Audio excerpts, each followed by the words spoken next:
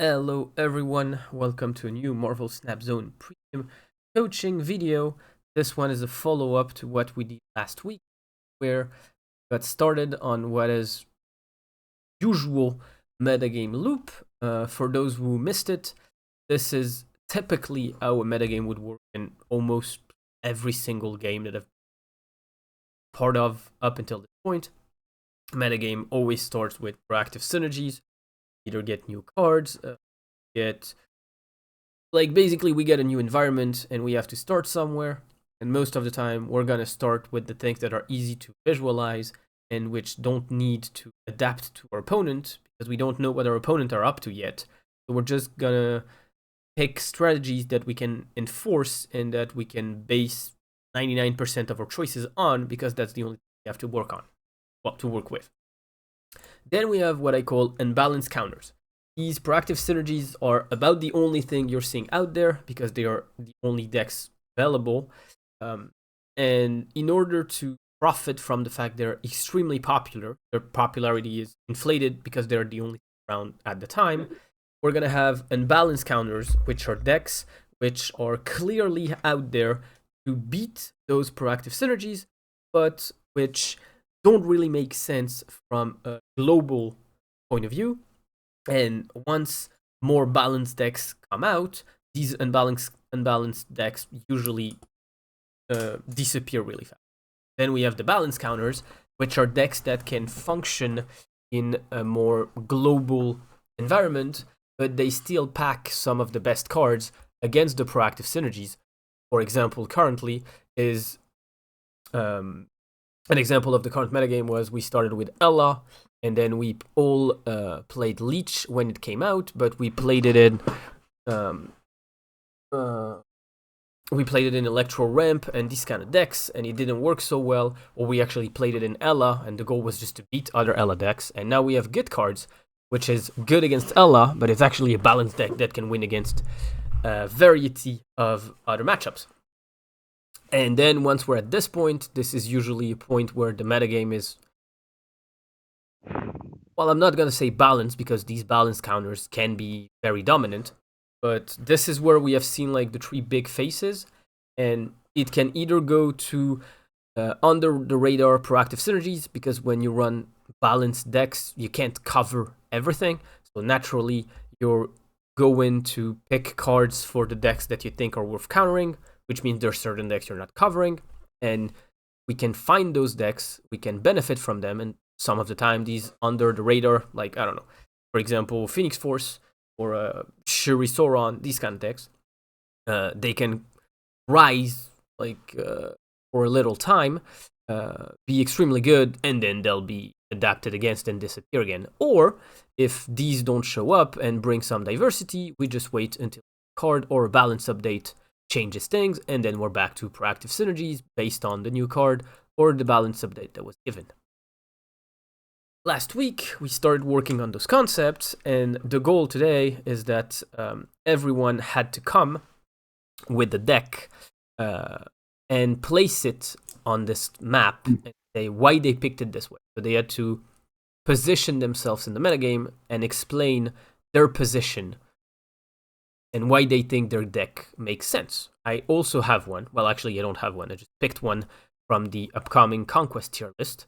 It is absolutely not my deck, but I'll use it because I think it's a really, really good example. But do you guys want to start, or do you want me to give an example first? I'm starting. My experiences fit your narrative so well from last week. Oh, thanks. It only took me 11 years to get to this point. Good. There you go. So I started a little late into the season. I think it's this on already, but So I tried Hella. Send us your deck first so I can put it on screen. Oh, you hard confidence. Yeah, give me a second. Problem.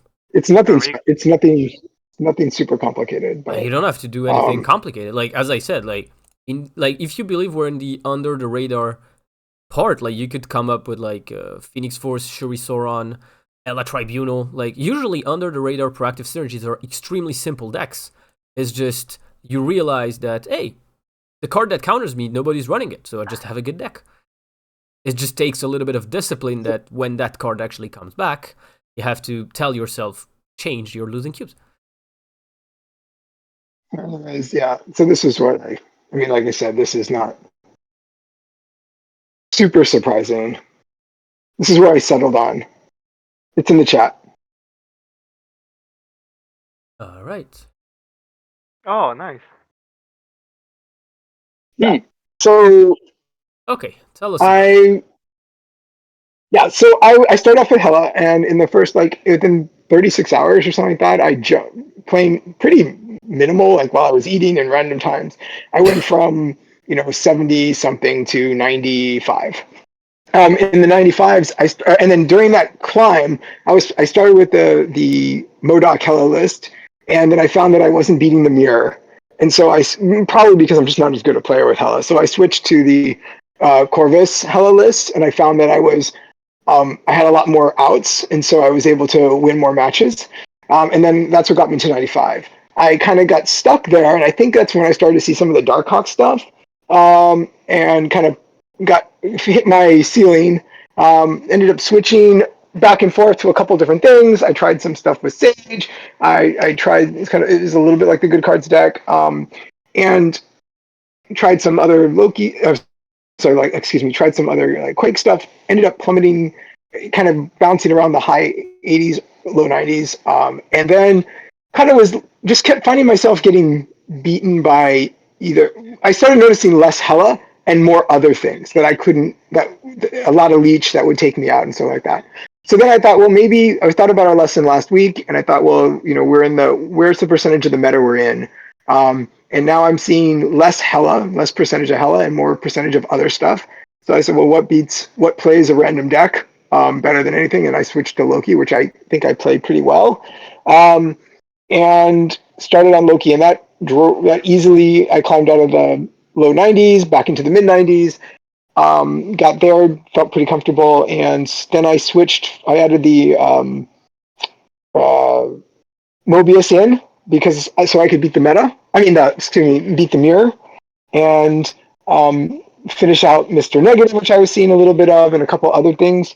And that, plus it stopped the Ravona decks, and I pretty comfortably climbed with Loki easily, to infinity in a pretty comfortable pace. More just had to focus on my snap mechanics and stuff like that. And I found this, and I've played Conquest with this now a couple times, and I've actually picked up 2 golden tickets, beating some decks that I probably shouldn't have been able to beat. But it's been a very nice deck for the current game state. Okay, so this was more of like a personal experience, but where would you place it here? Like, how did you get to, like, how did you progress? And where would you place Loki right now? I think it's more of a.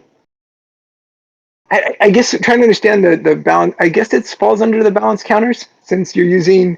If I understand this correctly, just because of you have the cards in there to counter the various decks, and then you have some good power, and then you also have Loki to kind of give you a second route. Okay, so if you are a balance counter, which I agree, what are you trying to counter? Okay, so breaking it down, you have starting with the first. Let's see. I don't even, maybe even starting with Quinjet. Quinjet gives you a energy advantage, right? That's the whole goal, is to be 1 or 2 plus on the energy. Right. Okay. So counter-wise, I know so you have I know how Loki works, but okay. If you're placing it in balance counters, means that you're not just playing Loki for the sake of the proactive part of Loki. Like, your goal isn't just to go like Quinjet, create cards, play Loki for points. Right. Okay. So why is it? My question basically is, why is it here and not here? Why is it in balance counters and not in proactive synergy? Okay, so I don't know if I would count Cable as a counter in this sense, but because it can steal the main piece of some of the major decks, like a Hella deck, I find, I might put that under that kind of effect. But you have Rogue because there's lots of ongoing running right now, right? Um, you see some a lot of Patriot decks running out there, which is really good. And then Tribunal stuff is pretty popular as well. Um, Cosmo for the Silver Surfer, which is I've seen a bunch of Surfer slash, and it also can help with the Ultron decks. Mobius for the Mister Negatives, which you and some of the Ravona negative, I mean, or negative, like Goblin decks. Red Guardian for kind of batting cleanup for any of the other Mobius Iron Man decks ongoing decks that you see. And then Shang-Chi, of course, because there's it can help with the tail end of a Hela deck, and just kind of, especially if they don't draw Hela and you're playing against them just playing big cards. I mean, it kind of rounds things out. Um, that would be the package. That's the kind of you're kind of and then of course Shang-Chi and Rogue help with Destroy, which I have not seen as much of. Okay, but then I'm struggling. So you have Sure. much more counter cards than the average Loki. Like most of the time, there's a Angela right in there. You have two more. So for argument's sake, let's say these two Cosmo and you have Guardian and Chain list. Do these like changes help you in the current metagame? Like what does what do these changes bring compared like in the current metagame? Like do they allow you to snap more? Do they balance you in certain matchups that you were seeing a lot and you couldn't beat points? Like what's the reason your deck is built I this way think in the current metagame? Like what we're trying to do right now is position your deck in the metagame. So we're trying to so. understand why you built it this way in the current What I've found so far with this deck is that the and how I started with this deck is I went on to MSC and I looked up like Loki, what decks had Loki in it. And I looked for ones that were just like kind of winning, which had a high cube rate and stuff. And so I found playing this thing is that you always have with between Mobius, Red Guardian, and Rogue, you usually have one of the early draws so that on the curve you can take out the first level of thing that you see, right? So you can take out that first ongoing, the cost reduction. And then after you Loki, most of the time one of the other cards is buried in your deck and comes back up. So usually I get either you get Shang or one of the Rogue or Red Guardians back, and so you also have a late game counter. So I found that it's again, it just seems to be doing very well for me. Maybe it's that it plays well. It has a lot of outs, so that if I play poorly, then it allows me to bat cleanup as well. Okay, so the choices are more based on your play style, current meta. It may be. I don't know. It seems to, like I said, it seems to be playing well for me, and it seems to be beating as long as I Loki on 4, usually one of the other cards like Rogue or Shang comes back up after the Leech, which is nice. Plus everybody's running these things, so I tend to have copies of them. So yeah, I don't know. I don't know how to say it. Why it's playing. I didn't, like I said, I wasn't the first one to build it. I found it, and then I've only changed out one card. It was an anti-destroy package originally, and I took out the uh, Carnage and I swapped in Mobius because wasn't seeing much or it was an sorry, not a destroy. It was an uh, negative kind of like annihilist package. And I stopped seeing that as much because I think Leech took that out. And so I just dropped the Carnage for Mobius and it's worked really, really well for me. Right. I also have a Loki deck. Let's keep going then. Do you have the same Yeah. list or do you have a different list? No, it's a different list. I'll share my screen. Oh, Perfect. nice. Oh, let's see.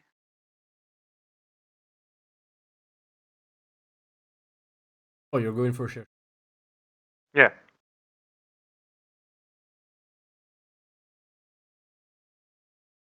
All right. Yeah. Okay. So it's different from Bishop's deck.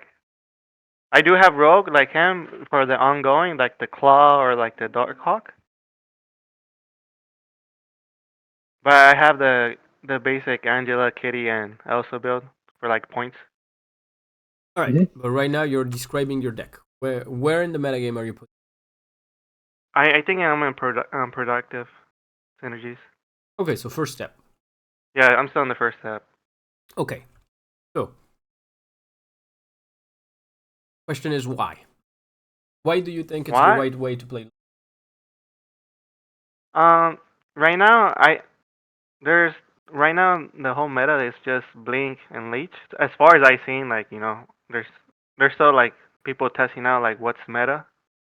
But I feel like Loki is like a great counter to all that. You could just copy the cards and just like go off points. Okay, so you're putting Loki in the proactive synergy, and the first sentence you're saying about it is it's a great counter. Oh, okay, not like that. I get you. I get what you mean.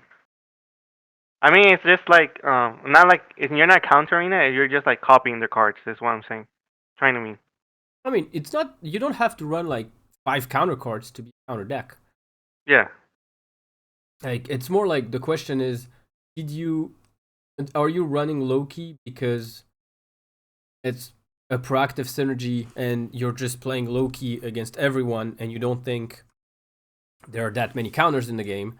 Did you pick Loki because there was specific opponents that you think you could well against? Did you pick Loki just out of comfort?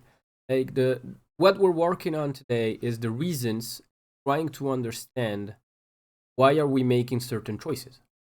Hmm. I guess I go for like comfort, like Okay, so you have a more proactive build of Loki because you're comfortable and Correct. you mostly focus on points. Yeah.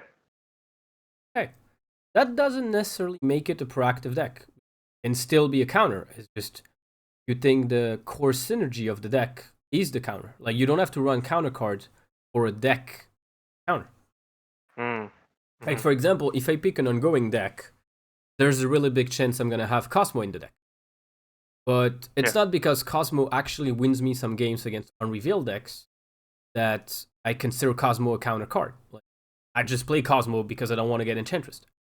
If Cosmo beats your deck, good. That's not why I put Cosmo, but I'll take the cubes. Mhm. So see here, we're trying to position ourselves and try to make sense as to why are we playing a deck.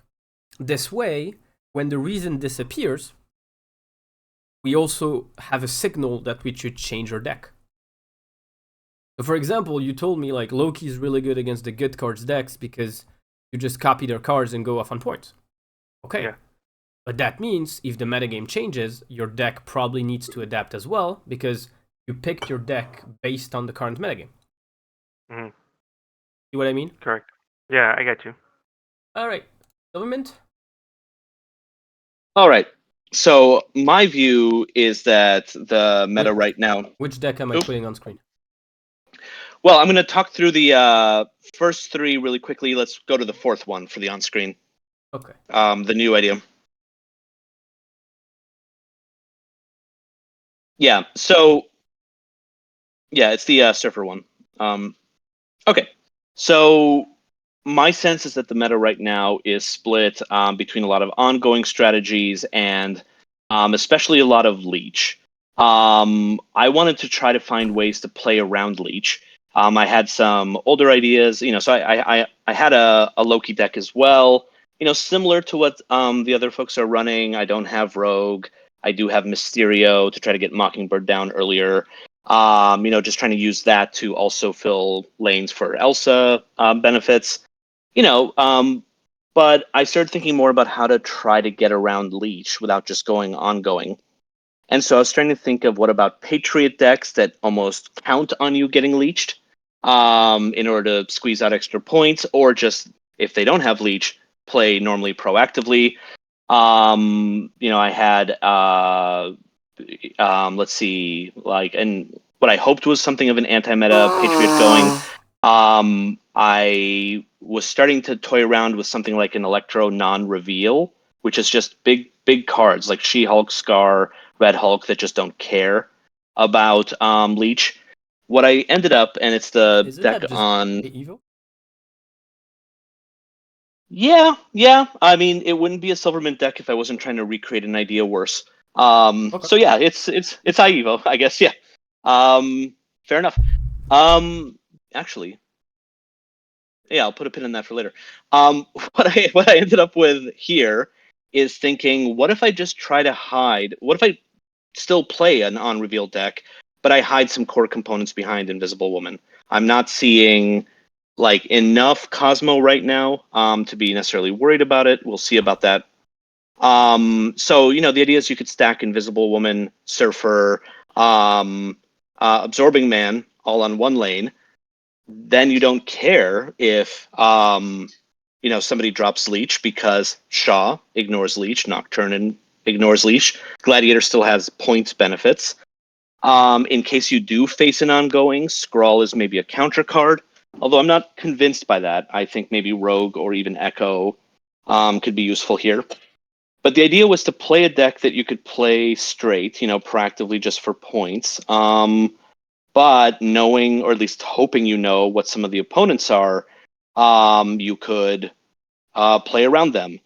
And we have a Spider Ham Cable Gladiator package to help us know who our opponent is so we can make decisions about whether to use Invisible Woman or possibly just dismantle core pieces of their deck so they can't get their synergies going.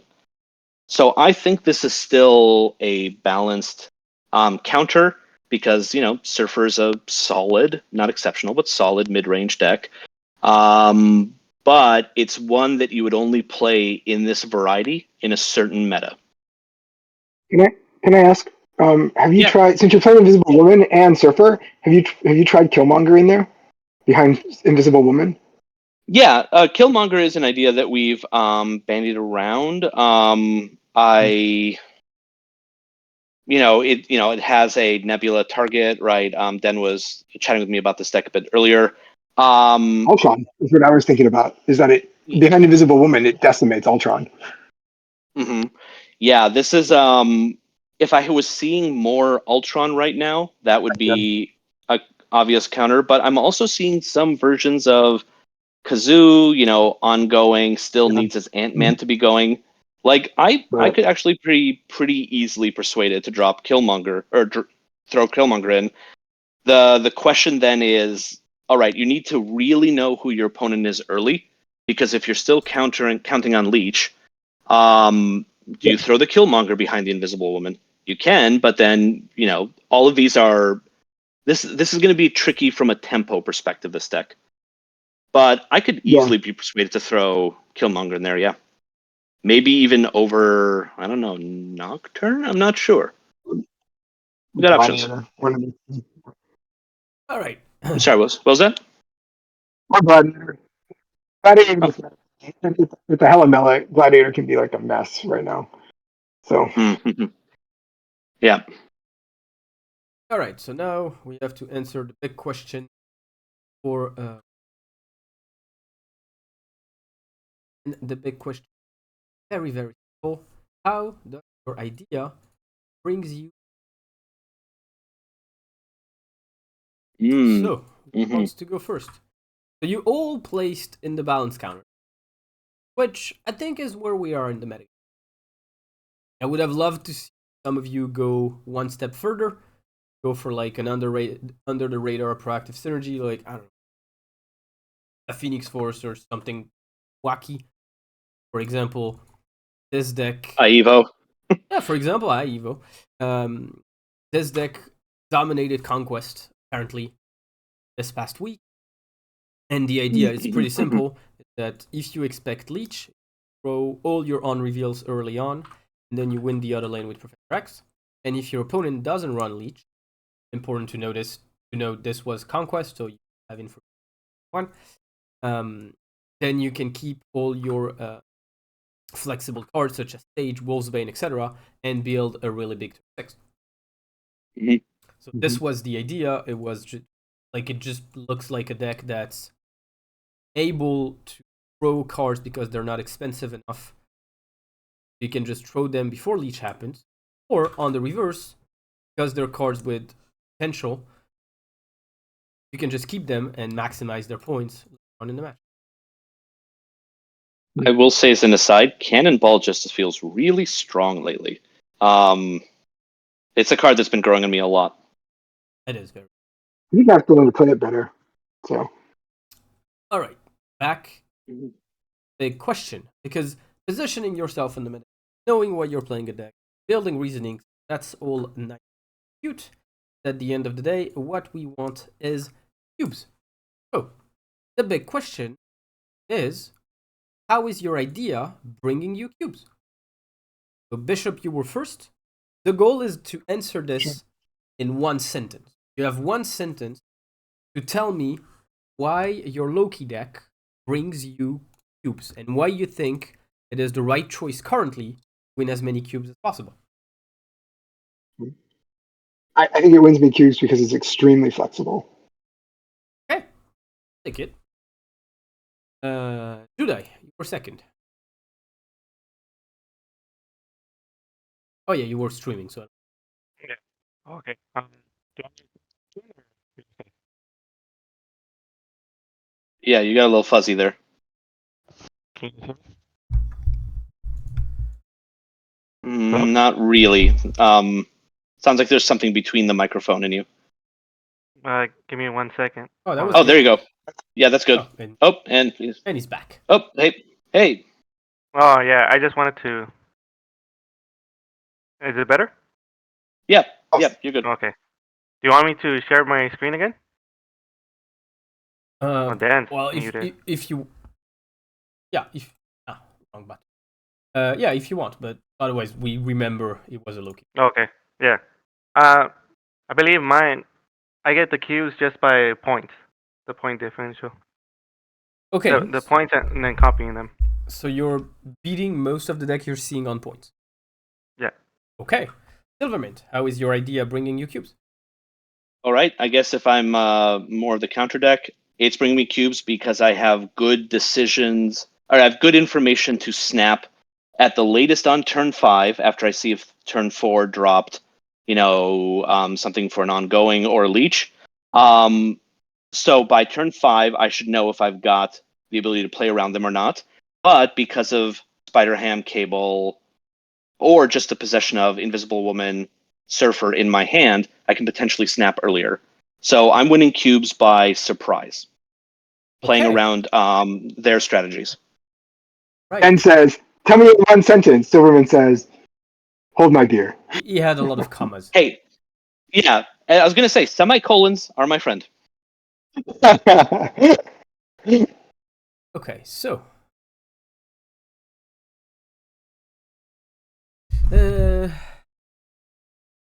Bishop said wins because he's flexible.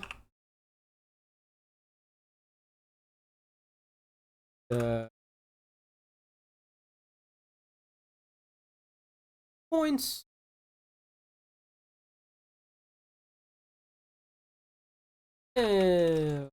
Silvermint. Do you want me to write surprise or do you want me to write control the snap?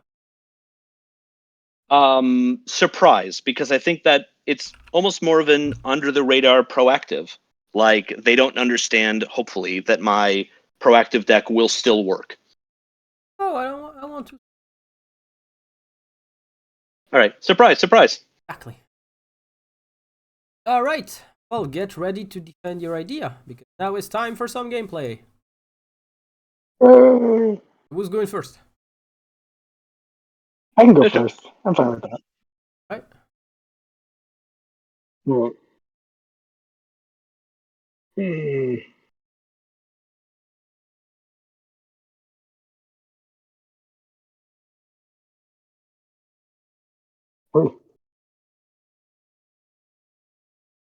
Oh, that was rude. There we go.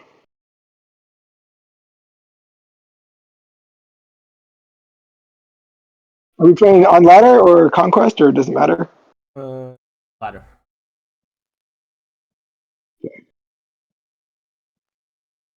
I was playing some bounce too. That was kind of fun. Probably that was really good. Ah, you guys seen everything okay? Good. I just noticed the name and title combo. Yeah. Really nice. I like this. I like this opponent's name too. That's a great name.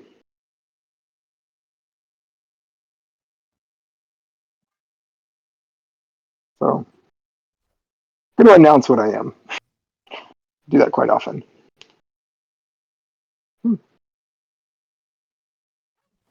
Hmm, I mean, on what do I average, want it's now? something better, right?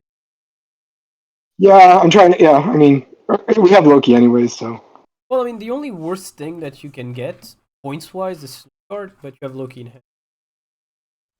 yeah. Oh, it's a move. Interesting move deck. Oh, Yeah, or a geez, bot. we're about. Are you infinite? I'm in. I'm in. Yeah, I'm infinite right now. Oh, So okay, then it might be just a player that started the game, is good at cards, and got infinite, but he has a honor pool deck. And now you get to teach him so life and how money is just better than him. the question is now: do we just Mobius now, or do we go back for another pull from Jeff? Depends. I think I want to. I mean, I don't know what's going on right now. I'm probably gonna Loki. So I think I'm gonna Mobius. Okay, do you think they have cost reduction if they're still this early in the collection? Um, maybe not. So Then, well, isn't it's it Jeff. better to Mobius middle though? Because you don't need Mobius. I see what you're saying. They're not going to play middle. Okay, it's move Vulture. Like Oh, Vulture. that's nice. It's good It is cards a good move. Vulture. Oh my Ah, god, the nerf! The nerf is so the, big! yeah, it is. It This would have is been the beautiful. biggest nerf I've ever seen. Wait, Bishop, I just want Um, to ask: is it yeah. your best play to do Loki so early? Say if they're playing like full one cards. I mean, right now the biggest reason for not playing is that I just don't have any cards in my hand, right? Mm-hmm. So I just really they've also taken out two of my counters, so we can hope for another counter card and hold Loki till next turn. But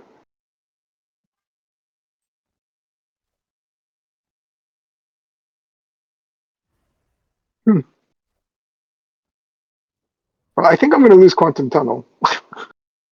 Probably. Oh, that didn't. Oh, it's interesting that didn't. Well, that's Well, not it did helpful for trigger them. his Or for the me. location was. Hey, look at that! All the counters are gone now. All right. Well, this is not in good hands. So let's just. I guess we have to. Hmm. I'm guessing. I'm assuming that they're going to slide everything over. So move is hard to beat with Loki.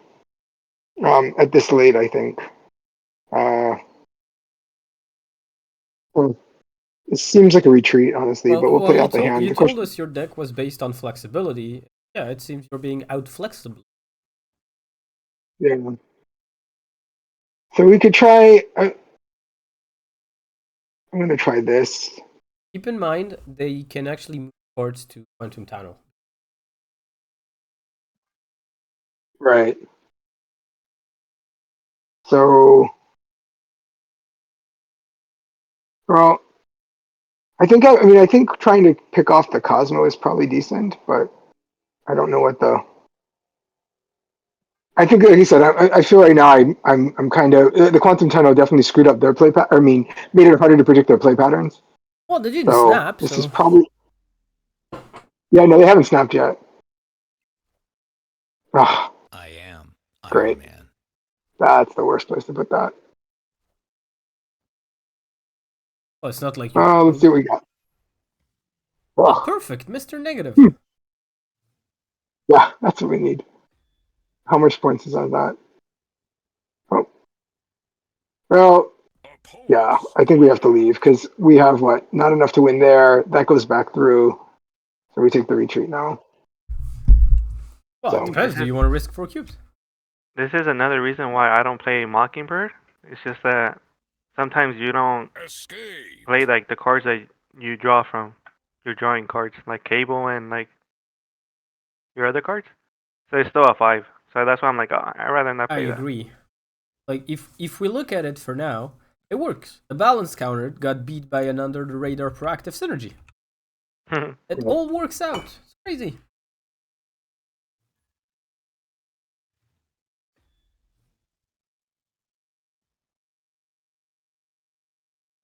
that's nice. Are we really? I feel like Well, I was we have going to put Cosmo there eventually. I just feel like we have so many on reveals.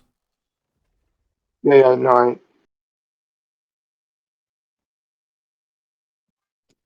I was going to think. I mean, especially if this is destroy, right? Like, Yeah, I think it I is. would be. Very sad if you didn't put Cable there.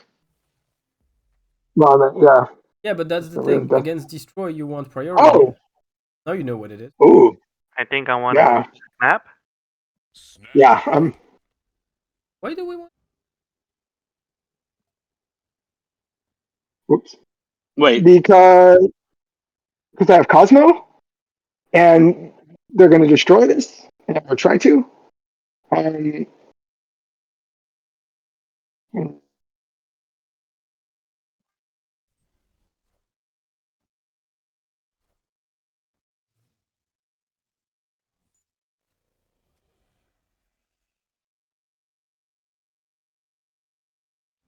that's a 5. That becomes a demon.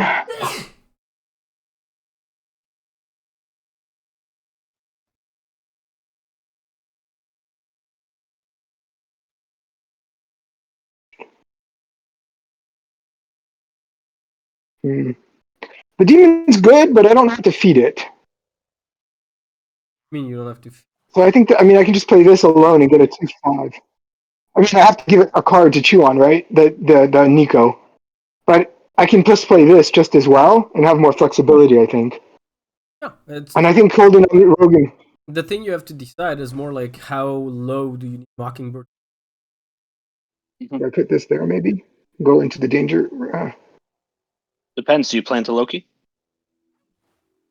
And is saying no. No, Not right fair. now. I mean, because there's a got a stuffer. Oh, bye bye, Carnage. Where did that come from? Okay, it's part of the deck. You don't know what your opponent's playing? Oh, I'm sorry. Never mind. It's Phoenix Force. I don't know what I was thinking. Yeah, it's of course it's Phoenix Force. All right, so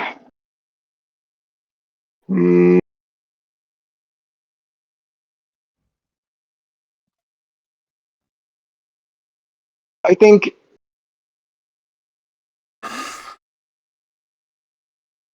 Loki into Phoenix Force is really not the best. Ask a question. What do you think they're going to play right now? The 5? Well, they can't be. So I don't know. There's a tribunal. There's a tribunal version of this, right? With Iron Man on tribunal at the end. Could it be Nimrod? It could be a Nimrod. Could also be they just go for movement points, right, and play like a All right, let's pick something. But yeah, just your time is Just play I Nico and understand. Mockingbird.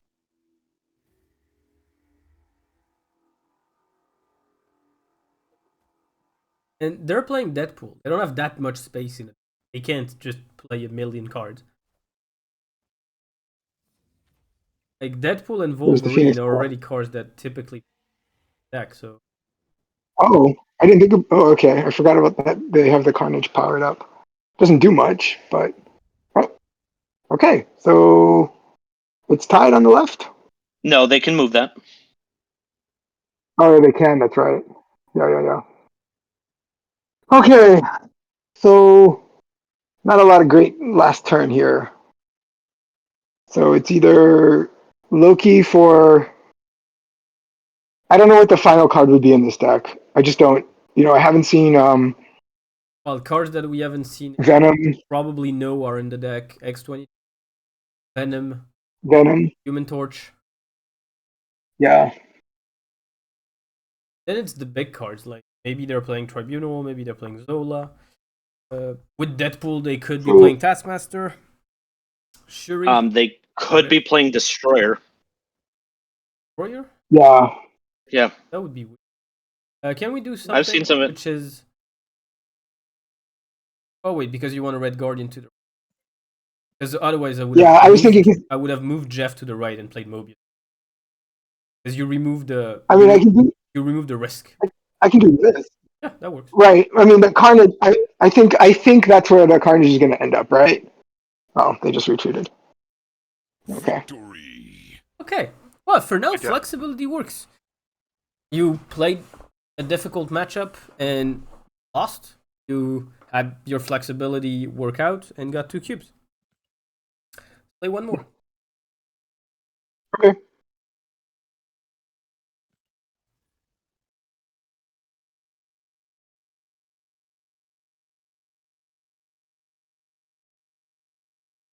I wanted to. One of the things that the flexible decks, I tend to fall to flexible decks, is one is I don't play. I play in sporadic amounts, and then I don't ever have the time to study the meta as much as I probably should. Like I don't go online and read all the deck lists, and I wonder if that's why I have to play more flexible. I just have to. I just don't invest enough into knowing what everybody else is playing, so I have to adjust as I go. Okay, so this is going to have some sort of Dark Hawk in it. I think it's possible, but I think you also just really enjoy making, rubbing 2 coins together and seeing what can happen. I think you like the spontaneity. I think predictable play patterns are. Yeah. No, I can hear that. Yeah. All right. Oh, this is nice. Some power. So this is a good turn 3. Let's see. Do they play cost reduction? They could have. This one could have the Ravona in it, although it's already turn 3. If they had Ravona, I think I want to. Probably would have played it over. Yeah, it's already late.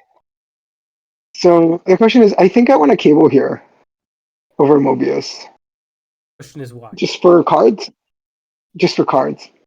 Not for energy. Because what is the card that you want to take that you're gonna play next instead of Loki or Shang-Chi? Because Nothing. Your entire hand except Cable and the card you're gonna steal got a +2. So you're just gonna play the other cards that didn't get the bonus. Wow. I mean, Well, I I'm won't not with Mobius against anyways. it. I just want to understand why.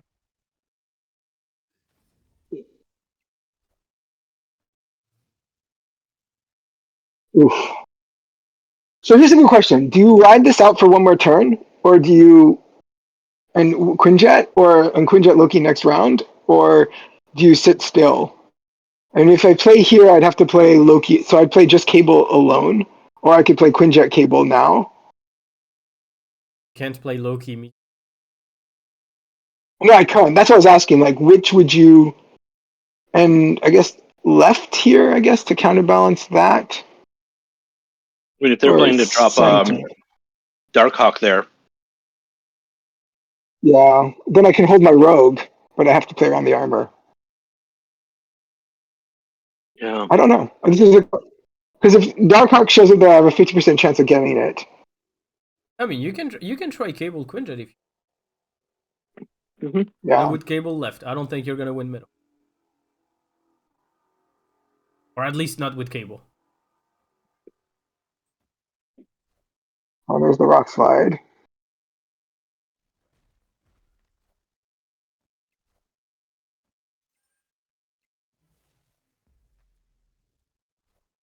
Oof.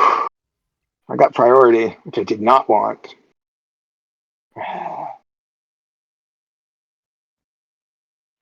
That's 18. Okay, it's turn 5. Where are we moving, Jeff? Are we playing like it's? Well, I was just trying to sweep priority. So that's not enough points.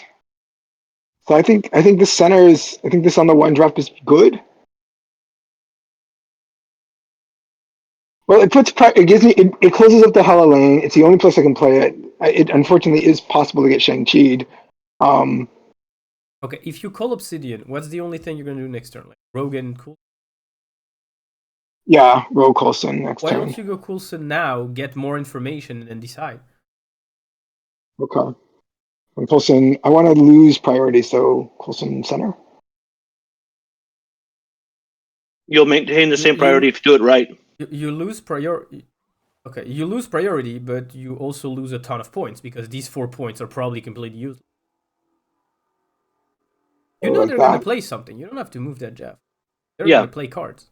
Um, Because the Right. thing is, you're so And if- focused on losing priority that you don't understand that this is costing you.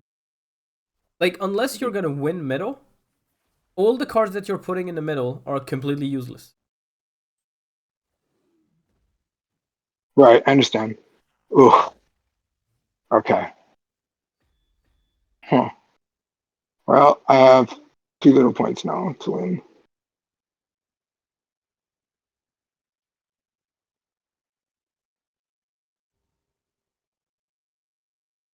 That's useless. That's it, game, I think. I can't come up with enough points now. The only thing you can try is Rogue left, Captain Marvel right, and hope you win. Not No. Reverse. that's the best way to lose the tie because it's not even. Oh, Rogue left. Yeah. That's the only play you think they're gonna play Darkhawk, and if you're confident, you win the 50-50. And if you think that wins you the tie. But you need to win by 13. Yeah. They have 2 cards in deck. Their Darkhawk is gonna be a 3, so 4, so they're gonna be 11. No, I'm gonna lose the tie. I'm gonna lose the tie. Get away. Well, Okay, so one problem here. You told me that your big strength was flexibility, and you're not playing flexibility. Yeah. Flexibility? no, I should have Loki'd into it earlier. It's not about playing Loki itself. It's about being flexible means that you have the most leeway possible in the turns that matters. The problem here is you were actually reducing your options, and from the moment you saw potential of Rogue onto Darkhawk, that's the only thing you played for. That was the only line of play you considered. That's the opposite of flexible.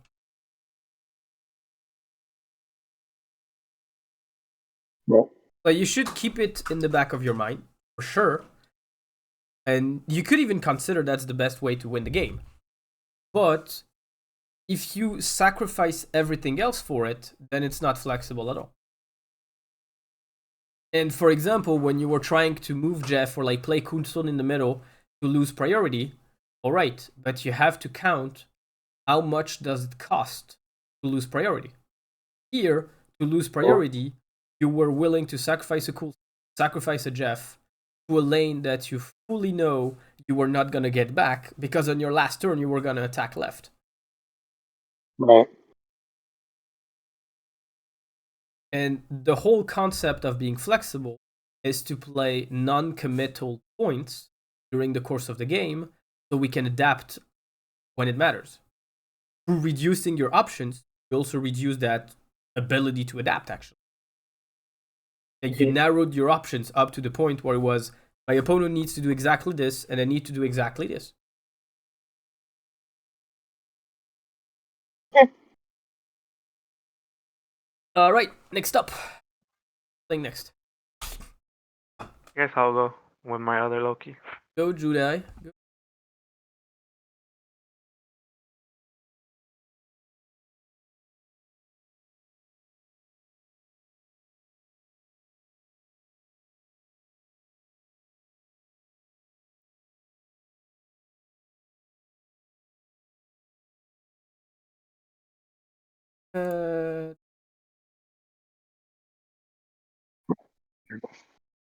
All right. So, Judai, remember, you You told us you were gonna win with points. Oh, there we go. That's a I start. want to see those big cards.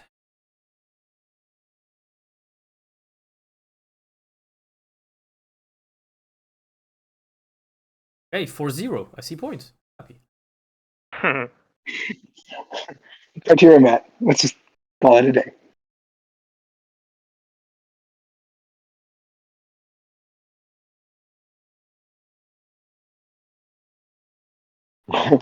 And there you go. That's good.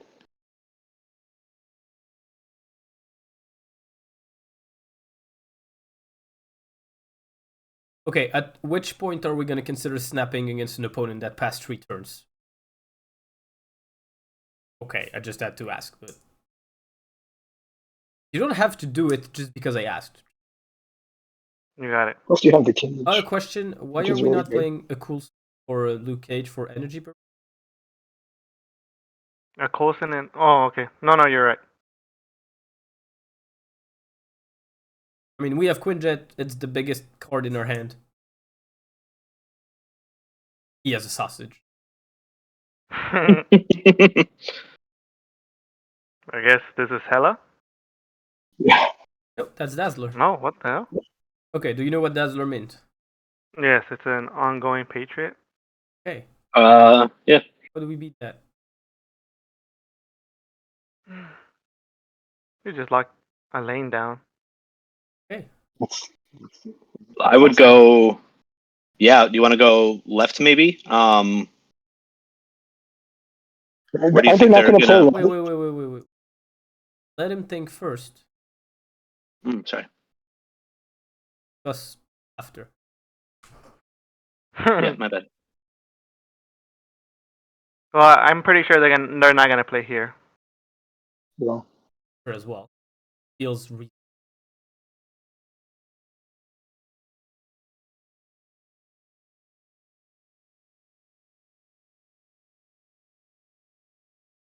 Oh, Oh, the thing is, it's okay. I mean, you have cage, right? yeah. So even if they just there, you win. Unless they have to what? all right. Good question. Do you think you have a chance on, or are you just playing cards on the left? Actually, this might be Ultron, right here. Okay. So that's what's Ultron 9 or 8? Ultron is an 8 with 8. Blue Marvel. It's gonna 8, 9, and then this is a so it'll be 2, yeah, 2 and then 4. So Dazzler So is gonna be a 7, so they're gonna be a 12. 12 plus 9 is gonna be 21 plus 8, it's Can I ask why not play Rogue Center? Rogue Cage? I was on Rogue's a Rogue plus Cage 4. or on White Queen. White Queen for points, Yeah. Rogue for these. And I think Yeah, Rogue is probably gonna end up bigger than White. Because yeah, if so you like s- that. I mean, you're either a Dazzler well, you still play Cage on the left because we or have you have some to play Cage. You have to play Cage. Yeah. because like just do the math. White Queen is an 8, Rogue is a 4. But if Rogue takes their Dazzler, gains 2, they have a full 6, and you deny them at least 2. They play Ultron, you deny them 4 points. Makes Rogue a 10. If you steal Blue Marvel, Rogue is a 1 million. Boom. Nice one, Dad. Well, it was actually Bishop's idea because he's the flexible one. Oh, okay. You were really Thank thinking you, about Bishop. points here. You went too Yeah, I far was. in your idea. But see here, like Rogue was definitely better. But see, when you played the bear on the left, when you're playing points, the most important thing that you have to ask yourself is, where are my points going to matter? And this is kind of what I was explaining to Bishop just before, is lanes that you lose, unless there's a tie, like let's say the opponent has 24, okay, and there's no tie. You have 0 or 23 as the same number. You lost. These points don't matter. So when you tell me I play for points, the biggest, most single important question is, where are my points going to matter? which points I play, and at the end of the game actually tells me, hey, these points are good. And which one the game tells me, well, these points don't matter. And here, for example, Kitty Pryde in the middle made no sense. Either you want to win middle, and then you play White Queen, because 6 is bigger than 5. Or you think Rogue is worth even more points, because it steals a good ability, and then it's Rogue. But going Kitty Pryde plus Luke Cage and Bear on the left, only good if you think you win the left. If you're announcing me Ultron, and you're convinced you're going to lose the left, playing this bear or not playing this bear is the absolute same thing. Because this bear doesn't matter one bit. Yeah. Alright, games to go.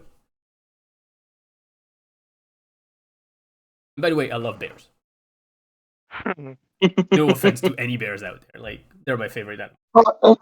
And to be fair, Kitty Pryde said I would have snuck it by 1 point anyways. No. Kitty Pryde would have tied. Tied? Yes, because Kitty Pryde would have been a 7, we were at 14, that was 21. White Queen would have been 22 because she was 8 with Elsa. Well, and plus the Blue Marvel would have still been on their side with... Yeah, the math we did was they would be at 21 in the middle with Ultron, and so they would have been at 12 on the left. We would have, if we went Kitty, Luke Cage, Bear, we would have been 8 against 12 on the left, and 21 against 21 in the middle. Oh, was it 21? 21? Because, okay, that would have been plus 3 on top of that. Maybe we would have still won the tie, but it was still a bad play in the... Yeah, no, it wasn't as good as the disruption. Okay. Yeah, I mean, the rogue is just screaming at you, play me. Ooh. Alright, Pixie. What are we thinking when we see Pixie? Bunch of low cost, high cost. Okay, that doesn't tell me. Like, go with concept. Your concept is points. When you see Pixie, what's their concept? It's early points, right? Or disruption, yeah, I guess you'd say. Pixie's a 2-1. It's not really early point.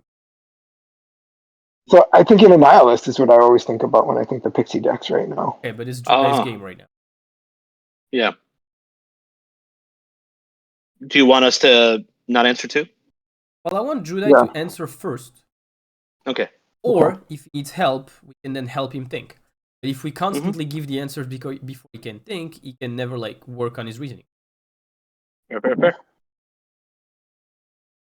Alright, now you should have an idea, Judai.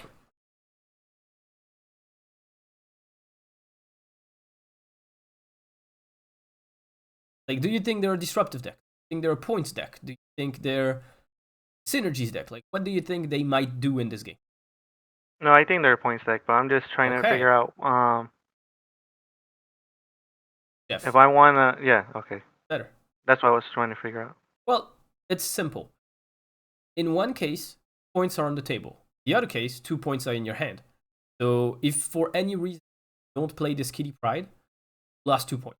This Jeff is there. You have these 2 points for sure. Guaranteed. Also, it's more diversified.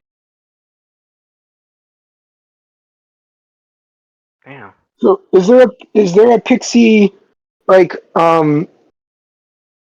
ongoing like Patriot deck, or is this going to be? There is a Pixie Patriot. Okay. There is, yeah.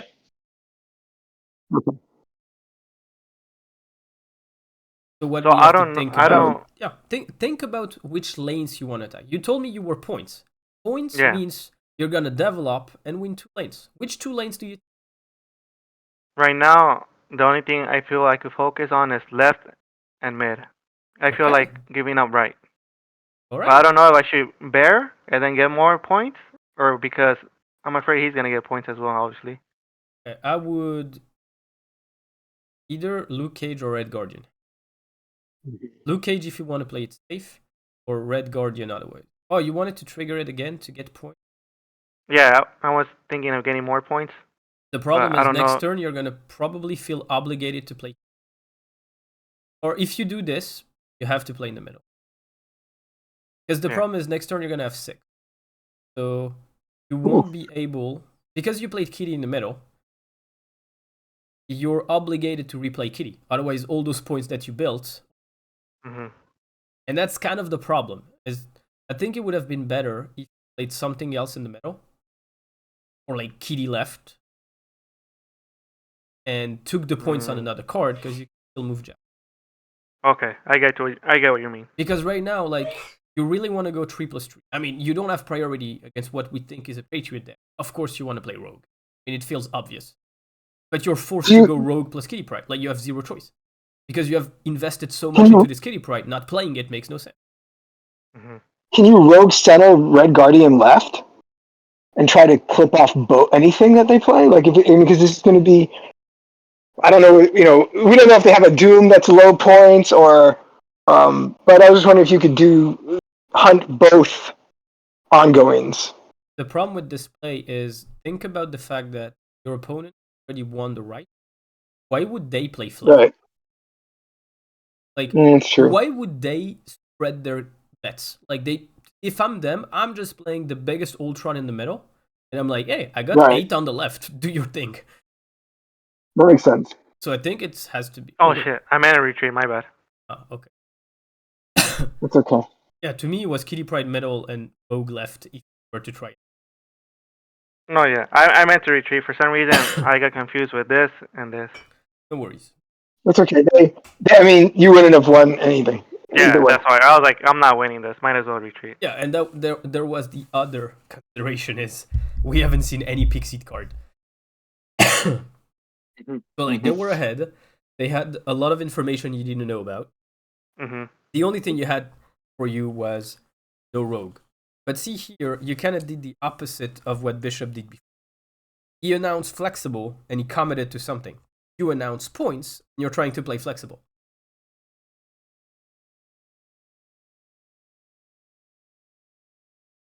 Maybe this game we'll play Loki. Yeah, I think we've played 5 games of Loki and nobody has Loki yet. Very disappointing. This is the first time Oh, okay. That's good. Well, I thought it was the Loki too. Oh, that's good, actually. Yeah. Oh, you know what they play.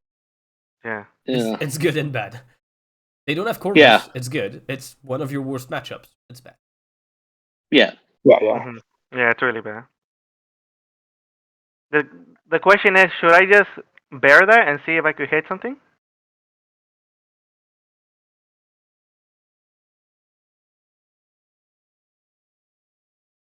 You can try, but isn't it better to just bear right? Challenge them on point? Because how many cards they have in hand right 3. I mean, if they're all 6 costs, unless they discard them, they're not playing them. Because you know they don't have Corvus anymore. So they can't do the shenanigans of going like 6 cost into 6. Well, that would help. Oh, look at that. Yeah. Well, that gives you points. Yeah. Okay. Wait, we're not playing Hawk? See? Like, you told me points. You're gonna have to be really good at telling me why we're playing a 2-3, not a 3-7. Okay. Or a 4-9. I'm not even dismissing just... I mean, yeah. Loki would be kind of stupid after buffing our hand twice, but... This gives me the most points boosting Angela, right?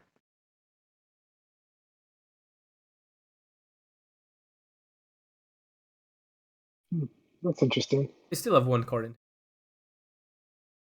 Yeah, but I mean, like if it was Hela, you would have thought they would have let that 4-9 drift out. But how many? Why let it drift out when you can pick where it goes?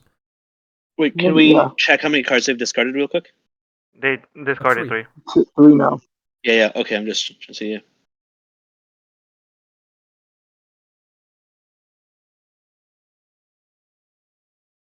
Yeah, nice big Jeff. Hope. Oh, Red Hope. Okay. Well, that's good. Well, 50-50. Just don't move Jeff left. No, yeah. Why 50? No, sorry. You got serious points in your hand now. Yeah. Yeah, but it's kind of a problem because I don't know if You're kind of they have Hela now. obligated to play Rogue and Red Guardian, otherwise you give them points. And this gives me the most points on mid. Why not wait? Wait, you have priority. Why not play Red Guardian in the middle? Like that Red Guardian won't do anything for you on the right. Good point. Because if it's Hela's a 6, right? That's 20. That ties Red, it. Red Guardian's a 3/5 at Doesn't least. doesn't tie it because Red Guardian is a 7, 2 Angela, 2 from Elza. You would be 2 up. Oh yeah, Angela, yeah. Plus, you also have to consider the -2 from Red Guardian. Red Guardian is actually a 9 total. Damn. Well, what's left in the hand? Oh, Oh, you're That's- so good You at this, win. Judai. yeah. Let's go. Nice. Thank you, guys. That's how you do it. Alright, but yeah. Judai, if you're telling me points, and I think the way you play is points, but Mhm. you're a little careless. You need to go a little bit more into the math behind it. Mhm. You really take your time and really count how each card is worth. For example, like you thought this Red Guardian, for example, the Red Guardian, there were so many things that you didn't account for. You thought it was 23.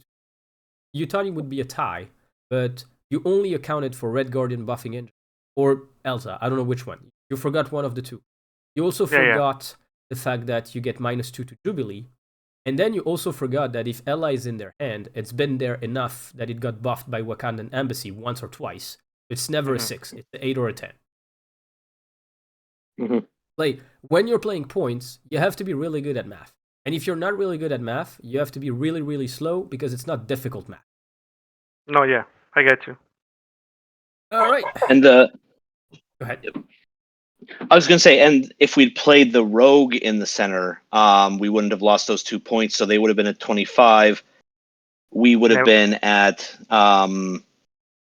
26. So Well, if we played Rogue just in the gets- middle, we would have, I think, still won the middle because Red Guardian. just by 1 point, yeah. We would have been 24 to 23, yes. But the thing is, on the Mhm. right, Red Guardian was a 3 when Rogue was a 6. So Right. in the middle, Yeah. Red Yeah. Guardian was worth more than Rogue if in the middle, and Rogue was worth more than Red Guardian if on the right. There's literally Mhm. no mathematical reasoning to switching them up, apart from Yep. I don't like winning games. Right. But I mean, Judai seems to be the kind of guy that was. Yeah. Righto, and now Thank you. Silvermint is gonna amaze us with a full unrevealed deck in a Leech match. Ladies and gentlemen, please remember the stunts are provided by professionals. Do not try these at home unless you have a lot of cubes too. Den is in fine form today. I'm Yeah. sick. When I'm sick, Yeah. I'm like unbearable. Okay, I so read you're that comment section where you had. I'm sorry. I said I read that comment section where you wrote on the thing like, "Sorry if this sounds angry. I'm just typing as I watch this, and I wanted to sit back and go like, and how's that different than when you say it?" It's not different, but sometimes I don't know. Yeah. I don't think there's a nice way to tell the truth.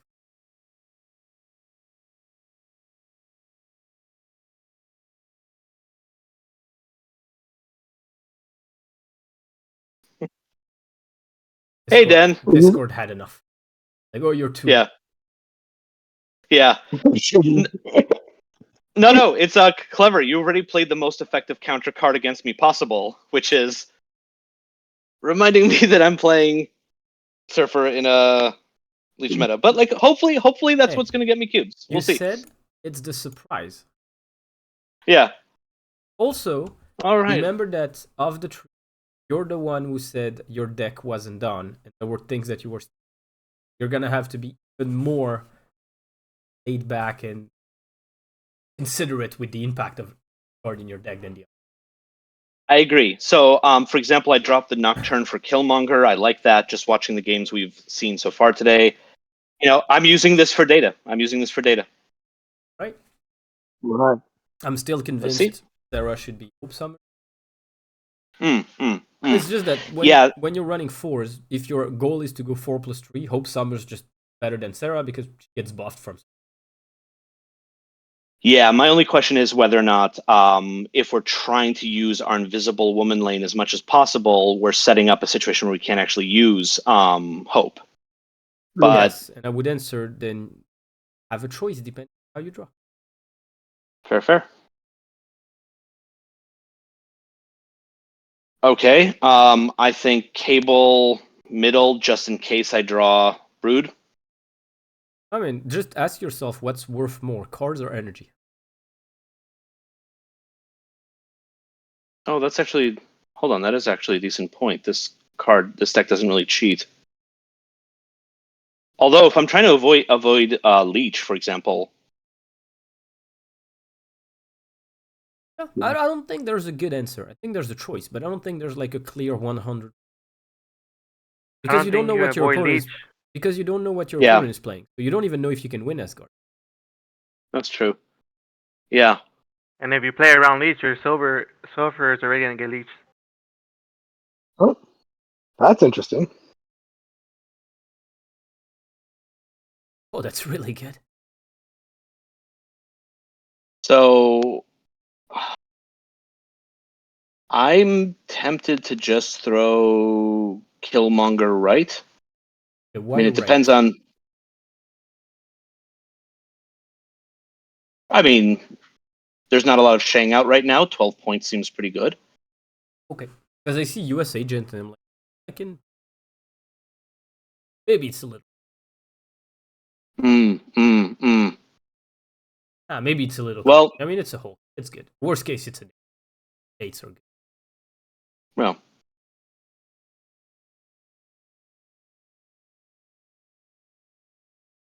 Yeah.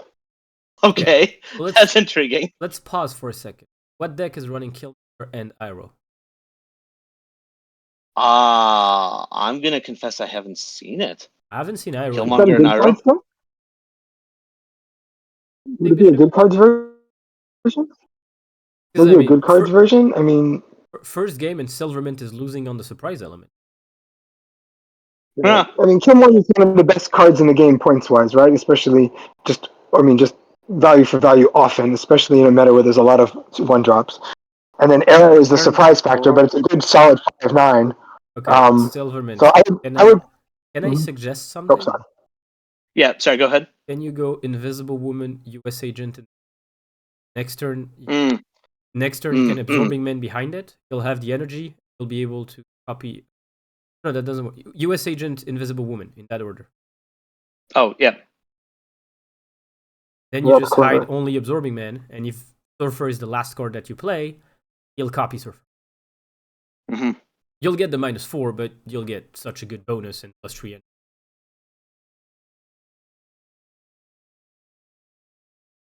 Oh, as you said, not that many Shang-Chi's, right? Yeah, well, hey, we're learning. Okay, so... That's pretty cool. How much energy will we have if we... I mean, yeah, we'll be at 9, so we'll be able to... It all depends if they're running Leech. Now that I have Brood, I would just change my mind, but I know what I would. You know, okay. Why not just Iroh here and then plan to Brood Surfer Observing Man? No, that's not. Because there's a card called... No, that's not. Yeah. You could hide Surfer, get the bonus, next turn just Brood Observing Man. Or just Brood Iroh. Oh. Actually, I kind of like that. Yeah. I mean, you could challenge FIFA. Just Brood is 12. Right. And you can still play something else next to it. You can play plenty of things. You have 9 in. I mean, you can Brood Absorbing Man, right? Right, left, and then... Oh, not anymore. Okay. They won by surprise. Yep. You're losing the surprise party. Yeah, well, that's fair. But you go first too. Hold on. Sorry, just a sec, please.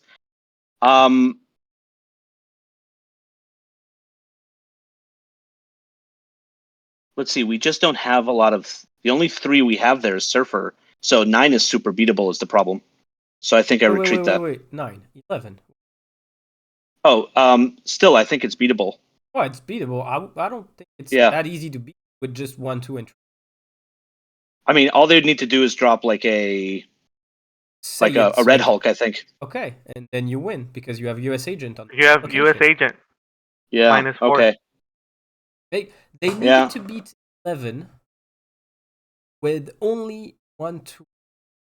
I'm not saying they don't have them, but the Killmonger they sacrificed to make it a Hulk tells me they probably don't have that many 1 costs in. Mm-hmm. And if they do it with 4s and 5s, they don't have bonus energies. So they're going to play only 1, and it has to be at least a 50. And I'm not even sure 50 is enough, because I'm pretty sure Brood Arrow on the left is going to win you the tie, because it's more than 16. Yeah. Mm-hmm. Honestly, I would have stayed. Fair. I'm still seeing it as I'm playtesting a deck, and the thing I wanted to have happen didn't work, and they snapped. So, yeah. Could it be beatable? Yeah. Silverman, though, the thing is, they don't know what you're playing either, right? Yeah, from their You've point played of view. everything behind. Yeah. They don't know you're playing Super. Yeah, honestly, it looks like I'm playing Cerebro right now or something. Yeah, from their point of view, you might be playing Cerebro 3. Yeah, that's kind of funny. Right? So, I mean, my guess is they could line up a rogue or something into the center. Or yeah, I don't know. I think yeah, it would have been interesting, especially because you're playtesting, to see how this explosion turns out for you. Yeah. You know? Yeah. Yeah, it's possible with like 10 more seconds I would have switched the other way, but yeah, I didn't feel confident I had it. It may have been worth it. Well, I mean, the main thing that you thought they could You take had the a middle fighting back, chance. and I don't, and we didn't think they could take the middle. So we were not seeing the same situation. We were seeing just a battle for the left, where you had 9 energy and they had 6, and you were seeing a more complicated. Yeah, I think I honestly was just not thinking very carefully about what they could possibly have in deck. I just saw low point middle, didn't feel confident. Yeah. Yeah. Just like your mother, Silverman, we're just disappointed. Yeah. Question. Okay. Where are we playing Spider-Ham in the middle? Just in case it was an unplayable location. Well, I don't think we want to do that with 1 cost. I mean, it's the element of surprise. But wouldn't it be more? Yeah. Fair point, though. Fair point.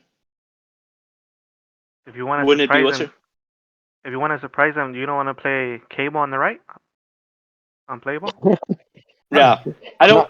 Come on, let's be serious for a second. Okay. Yeah, like I agree it would surprise them. I just want to be clear. The idea was to surprise win by surprising them. The win is a key condition. This is so nice. But I'm feeling really good about this, honestly. Hold on. Do I want to reveal that I have this?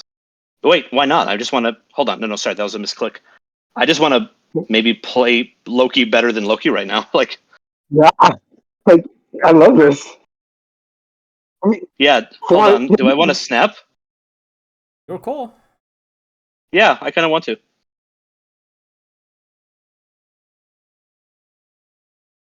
I mean, you're gonna have 5 of their 7. They'll have 7 cards left. That's crazy. I mean, don't forget. Also, I have Sarah and Quinjet. Like, yeah. They're gonna be hurting. Oh well. Don't do that again. Yeah. Please don't do that again.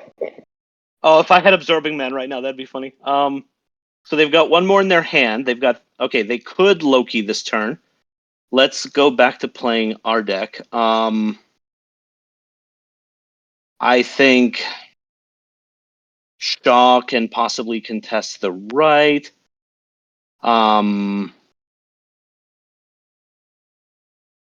Do I want to play Agent 13 versus? You need. What else would I play?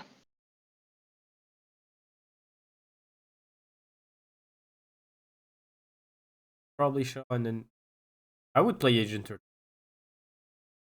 Yeah. Or you can play Armor because it's one more point, and next turn you're dropping Sarah. It depends. Do you want the shot at the other card, or do you just want the extra? I like this, maybe. Same here. Okay. It protects your Killmonger play too. If you want to play Killmonger on last turn, it saves you 2 points on the Quinjet. We stole all our opponent's 1 cost. Oh, I mean, just if you're trying to make just for points. But I guess you have enough.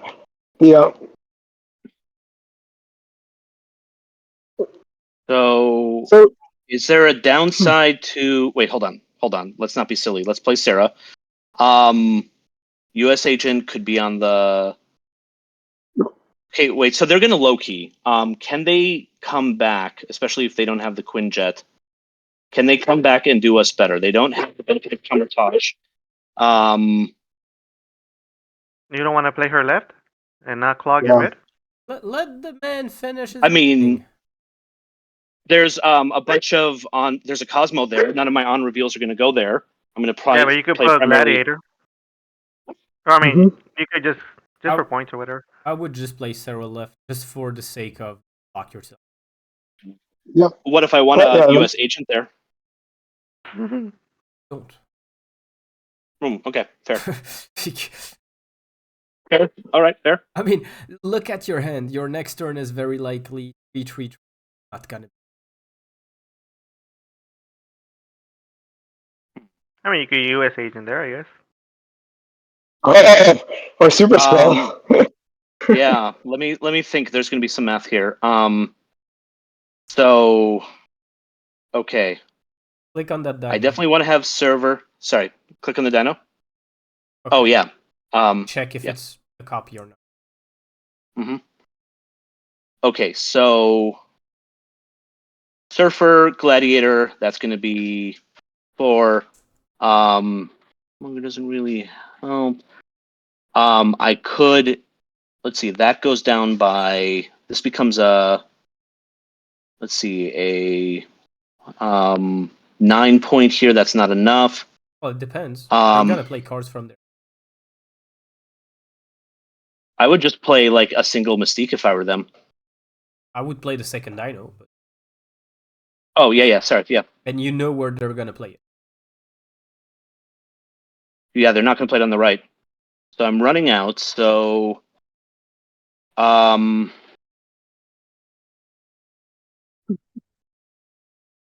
center? Oh, let him play. Hold on. Let him play. Yeah, sorry. And... Yeah, do I just... Oh, shoot. I just need to drop a 3 somewhere real quick before I... Wait. Yeah, no, like this, I think. I don't know. I don't like this. This isn't clean. Yeah, I'm pretty sure you're gonna lose, but you're out of time. And the thing is, you spent your entire turn counting the middle and getting to a conclusion that you were gonna lose the middle just to drop your biggest card there at the end.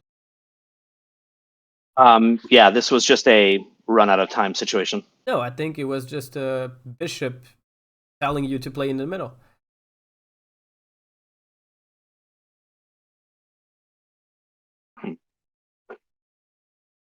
Like, yeah, you didn't check the most important part, the most important piece of it.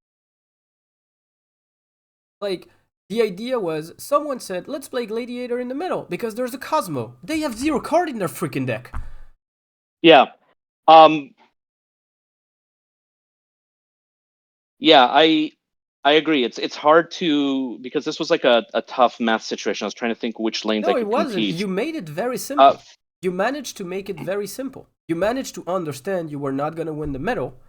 So the only thing that you had to consider was, do they play a second dino on the left? Or do they contest the right? So the math was super simple. Is if they play a dino, they get 2 dinos at 17. I can't compete in the middle. Can I beat 21 on the left? You probably couldn't. So the idea was, either we give a shot to Gladiator on the right, plus Surfer, whatever on the left, By the way, Super Scroll is pretty good when you anticipate your opponent has 2 dinos on the board. Yeah. Or we just think we can't beat dino on the left and we. But the thing is, we need to let people get to the end of their reasonings, because right now we're just mixing reasonings when what we're trying to do is push ideas. Yeah. Okay.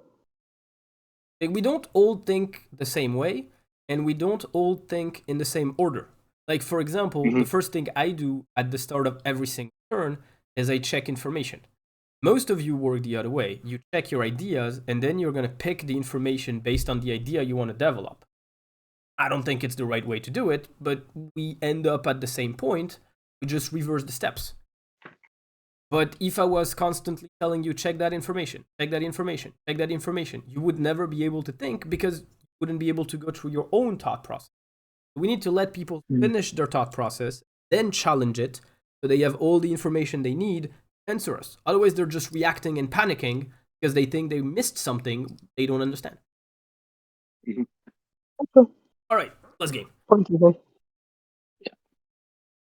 This is the exact same. This is the reason why we've played more teams. It's because we need to understand that card games are also based on communication.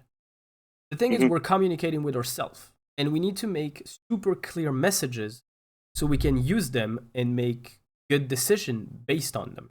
Once again, if you're going to play that Spider Ham, go to the right. You hit an unplayable, you're just like, oh, I can't play Killmonger anymore. Fair.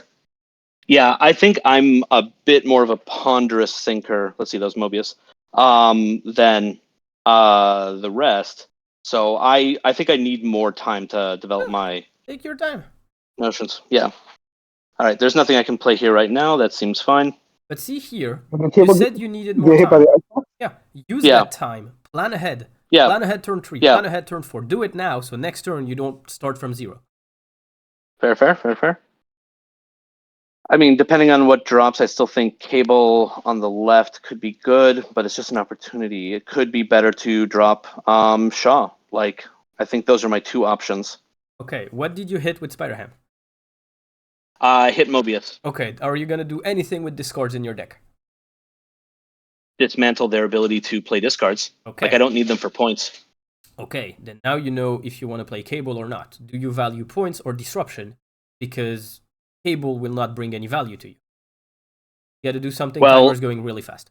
Oh, shoot. Thanks. Wait, not there, but shoot. Yeah. Now you resetted it. You can take back the Shaw and thing. Oh, that's handy. Yeah, you just need to do something. Yeah. Okay. I think this deck with Invisible Woman is designed to beat cards that this card is not going to be running. So I think I switched to playing a proactive Surfer deck. Yeah. And Cable is fun because I have it, but like they've lost one of their anchors. I could just outpoint them. I mean, And I'll still have a chance to circle now- back to Cable. For now, you could play Cable next turn because it might be your best option. Mm-hmm. Well, apparently they don't care about cards in their hand. Yeah. So does that tell us they've... Wow, I got really lucky there. Okay, I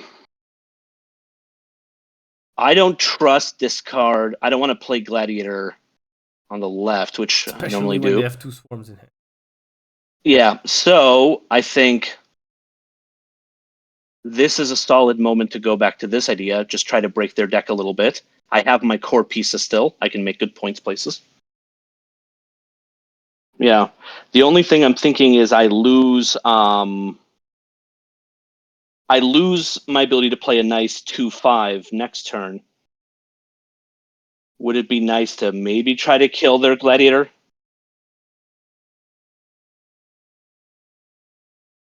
Wait, Cape. Oh, okay, I just missed that. That's right. Got Ice Whoops. Block. Yeah. And it won't work with Surfer. Yeah. Fair.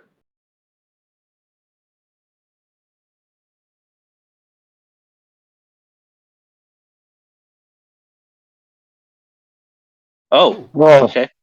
Okay, Okay, Spider Ham, time to shine. Okay, nice. Uh, Yeah, I'm Oh. still happy. I think I'm still okay. no. So we know they don't have some of their biggest pieces.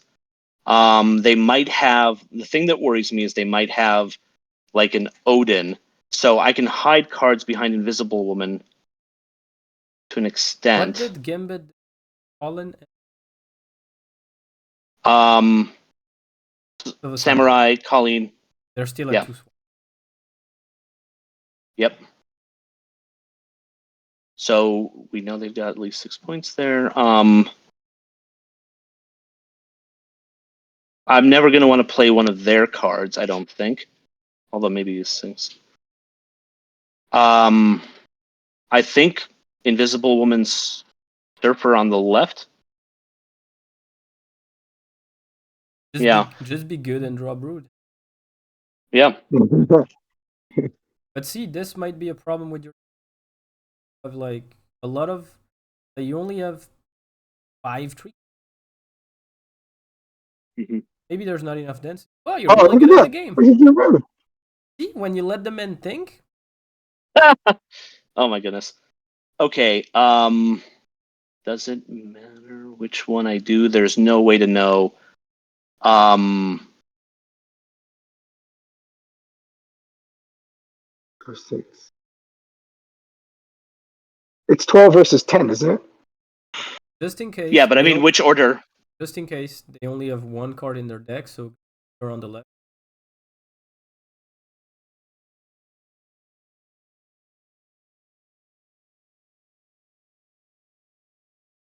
Oh, so I'm just trying to play Gladiator by points. I see what you're saying though. Yeah, I can't play it on the left because then it doesn't get the Surfer boost. You can play it on the But left I'm if you trying- think 8 on the left is better than 12. Depends how you think you're gonna win. Just 12, that's right, because it doubled. Commentage. Duh. Well, if I think I'm going to do that, why not this? Because you Well, no, lose to they can't. form left. Yeah. Yeah, I'm going to play this because they don't have their primary way to distribute cards, which is Hela. So I think spreading my lanes makes sense. Yeah. Common swarm. That's good. Sure it is. No, it's swarm only, is what I'm saying. Alright, Gladiator. Yes. Good stuff. Okay. Jeez, that is like the lowest scoring like surfer. Right. Yeah. That scared me. Yeah, that was Yeah, nerve wracking. It was a gamble, but like,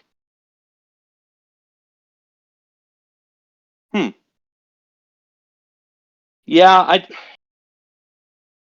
I mean, they played, so I was thinking it might be an Odin, which is why I wanted to hide cards behind Surfer. Absorbing Man does, I guess, same thing. Splitting cards is the right call, I think. Yeah. What was in your discard pile? Yeah. What was in your in my discard set? Mm-hmm. I lost Killmonger and Skrull. And Scroll. Okay. I was just curious. I was just thinking. I was just looking at the hell afterwards, like wondering, like what we would have gained, but nothing. No. But you know what? Fair point. I didn't even consider it. I think the idea was, try to win on Surfer stuff. Oh no, I didn't think about it until afterwards when we were staring at 2 cards, and I was like, oh, I wonder what would have come out in the Hela. But all right, let's. Because that would have been a badass way to win. Let's. I don't feel like I have like a super test. Yeah, sorry. Go ahead. No, I'm just like let's just sum up the session because I feel like what we did today was more confusing than. So I'll try. I'll try to explain the concept. The idea behind trying to have an idea of how do we win cubes is kind of the same as in most coachings. We're trying to make the game as simple as possible and make everything if possible, a yes or no question. For example, when Judai tells me I'm winning with points, really, he goes into each game asking himself the question, can I beat that opponent points-wise? Yes, no. Yes, go. No, find another way, or retreat. This is where I wanted you to go. Same thing, like when Bishop tells me flexibility, all right, can I disrupt this opponent? Can I stop their synergies? Yes, no. Yes, all right, do it. No, can I beat them on points? Can I abuse a location? Can I do something else? The thing is, right now, I don't know if it's you guys trying to make it, like, too complicated, or maybe I didn't present it simply enough, but it feels like you always want to control everything, which is fine. The ultimate goal is to be good enough that we can control every element of the game. It's incredibly hard because Marvel Snap doesn't give a lot of time for the amount of information that's actually needed to handle. But I think what's needed for now is to have a sense of priorities. Like, the ultimate goal is to be able to handle all the information. But if we can't, we need to know which information we can pass on and which information we can't. And to me, what we did today was figure out that information. What is the one thing that if I can't figure it out, I can't play my deck? Or at least I can't play it at the level I wish I would. Does that make sense? Mm-hmm. One thing, Den, that you said that kind of struck me was that when you said that we look at the information backwards, and I wonder if there is some. I'd be curious to sample some of the higher end players, and see if they do, if maybe there is a ideal way where you gather the information first and then immediately rule out decisions, that you can only focus on decisions as opposed to choosing all decisions and then trying to see which one fits the information. So it'd be interesting to see. I don't know if you could skeleton this, like when every turn I look at these pieces of information first, and then how do you plan through, how you plan through your turn. It might give us. It might be better. It might be more beneficial for me to convert to your style and learn to do it a different way than the other way around. The problem is each deck requires you a different. For example, if we were, I could do it, but I couldn't do it for every single. You have to do it for categories. For example, That's what I'm saying, like a structure to the generic play. Of course, I can do that. Yeah, one thing that's tricky is that if the best players are really optimal at playing in certain ways, it might be because also that's the way their brains think. And could you be as effective playing somebody else's thought process, even if it's a more efficient thought process, than you could be playing a way that's natural to you? I mean, on the spot, no. You could train for it. Yeah. That's true. Right. That's true. If someone could scientifically show you this is the best way, and you would be like, no, I don't want to, you're probably an idiot. Like, you can have other reasons. Like, I'm not going to invest 20 hours of my life learning a new thought process for me. Let's be serious. That would completely understand. But, I mean, unless there's like a time constraint or something, if there is like a way to prove it is absolutely best to do it this way, and someone says no, they don't care about the game enough to put in the effort, and that's fine. But I don't think this has been, because there are multiple archetypes, and archetypes reward certain things patterns. Like, for example, lately I've played a lot of ongoing, because I'm working on 4 different games. There were a lot of expansions and new cards on the games I'm playing. And when I was playing Snap, I was tired. I was just doing my quests at the end of the day, and I didn't have any mental energy left because I've been scrolling through decks and gathering data for other games all day. So I just went like, all right, what's a simple deck that I can just focus myself, Snap when I know my disruption is going to beat people, and I just went for ongoing. Other times where I'm rested and I don't have that much to do and I'm feeling well, I'm gonna play bounce every single all day long. And I've played bounce for like 7 hours straight in the past, and a lot of people think it's one of the most difficult deck in the game. So I think it's not only knowing what you're good at, what you enjoy, but also understanding what you're capable of at the time. There's like multiple layers of it. Like there's your personal enjoyment, there's your play style, and then there's your condition at the time. Like maybe you love Ella, you have the perfect thinking process for Ella, but you are an accountant and you've been doing math all day long, and at the idea of doing more stats to understand how likely you are to discard Ella, you're gonna puke. Like that's possible. It's just understanding the different layers, and that's exactly what we're gonna do next. Well, I guess what I was trying to equate it to is that, like, when we teach medical students to read an X-ray, we have all these little acronyms and patterns, right? So we tell them first you start here, so you go around, you look at all the bones, and then you follow the circle around and look at where the heart border is, and then you check the lung border, and you actually come back and look at the lungs like last, because that's the stuff that has, like, you don't want to get lost looking at that and ignore all the minor stuff that sometimes leaks, information. So if you approach, and the benefit is none of us actually do it that way. We all look at the thing that we're looking at first, but you're trained to kind of remember to run the checklist at the very end, right? To go like, wait, did I check all the things that I was supposed to check, so you don't leave something out? So I think some idea of that, if there is something that fits a turn base where you're like, okay, first I do is confirm, like, do I know how many cards they have? What can they play? Or I look at how many points are in my deck. If there's a checklist that you run kind of mentally, then at the end of my turn, even if I think I know everything, it might be good to go like, did I check this thing? I didn't. Oh crap. Okay, this turn might be ruined, but at least next time I'll remember to check that first, or at least remember to check it. That's what I'm kind of getting at. Well, thanks, Bishop, because that's exactly the homework for next week. Oh, okay. The homework for next week: pick a deck. You can keep the one you had this week. You can change it, and prioritize the information you need to play the deck. Okay. So you can make categories, make like, I don't know, points, disruption, locations. You can go based on resources, check cards count first, energy first. For now, you can classify it the way you want. I just want a list. You're allowed to type certain information you want, but just establish a list of priorities which you think you have to go through for you. I'll do it with one of mine as well.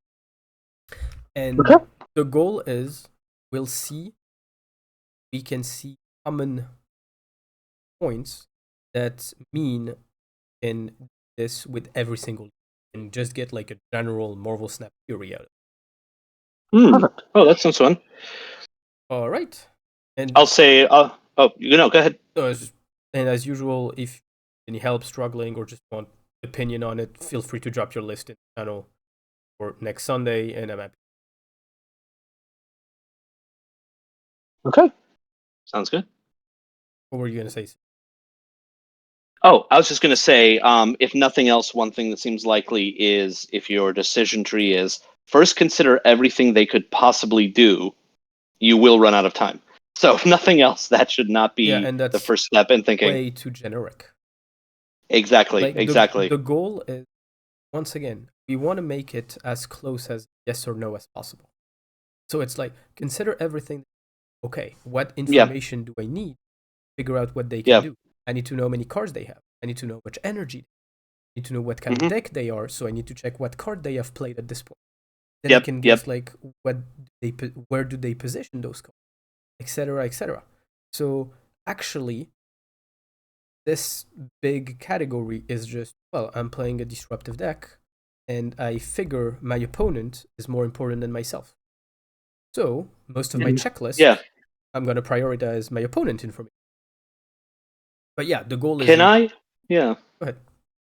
No, I really like that way of thinking, and it's making me wonder. Like, I don't know if this would be good, but like, 5 minutes at the beginning of every session, we create some note cards, just things that we can throw on a share screen of 1, 2, and 3rd card reveals of hypothetical decks, and drill us on identifying opponent decks faster and faster.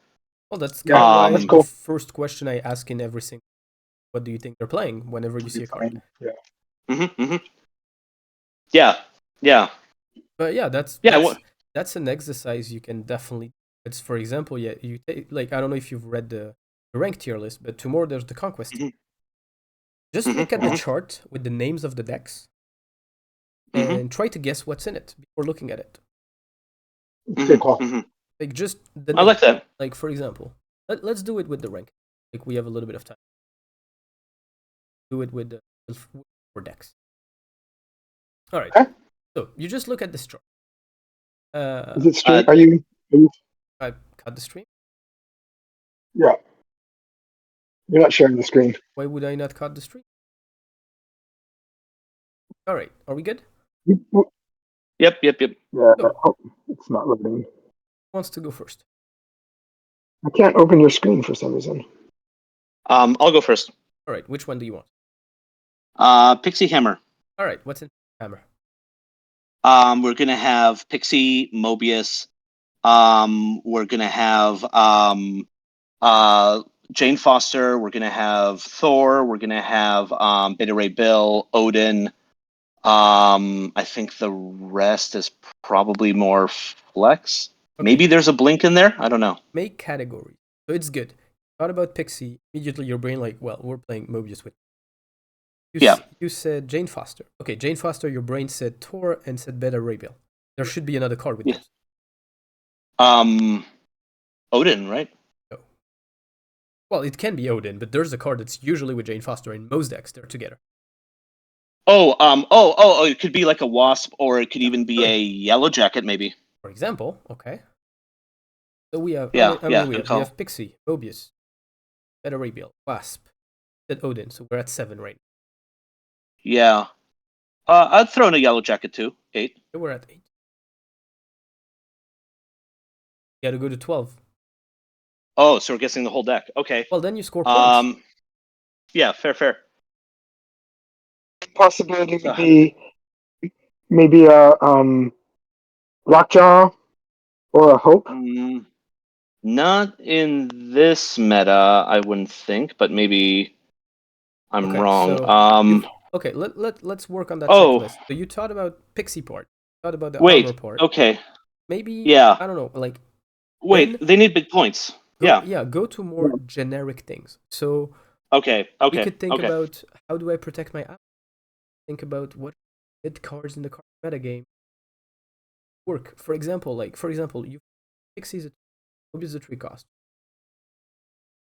I got Beta Ray Bill is a 4. Okay. Jane Foster is a 4. Wasp and Yellow Jacket are basic curve. Then is a 6. All right, where are my hopes? Okay. Where would I think Okay. I need more cards at that cost? Okay. I do think then you're going to want to blink in this because one of the advantages of having the low cost is you can pull out some big cards, which would then tell us some of the big cards. Okay, then I have blink. Okay, what am I blinking? I'm just going with the Wait, already 2 have biggest targets. 6 costs. Okay, Yeah. 2 of the biggest 6 costs you could have right now are probably Magneto and Red Hulk. They're in a lot of different decks. It could also possibly be used if you're not getting some of your cards like no. If you're playing it on 5, then that's already out. Yeah, Red Hulk, Magneto. I don't think there's a lot of other 6 costs rolling around right now. Okay, so we have Odin. Let us know what you want us to add in. Odin, Red Hulk, and Magneto. Sure, yeah. Okay. I mean, I could be convinced to shave one of them, but like at least one of those should be in there. 11. Okay, so then let's see. We've got 0, 0. We've got a 2, 3, 3, 4, 5. Well, okay, so we're starting to lean heavy on the 6 cost. We need a low cost to balance it. I have a suggestion when you're ready. Let's see. 1 cost. Is it something to soak? No, like I don't know. I could maybe see like a sunspot, just like if you're playing some zero costs, it could be ways to, but that doesn't seem as strong. Nebula could be a possibility. Think about the fact that one cost that you're probably gonna. Oh, right. That's literally not what I'm doing.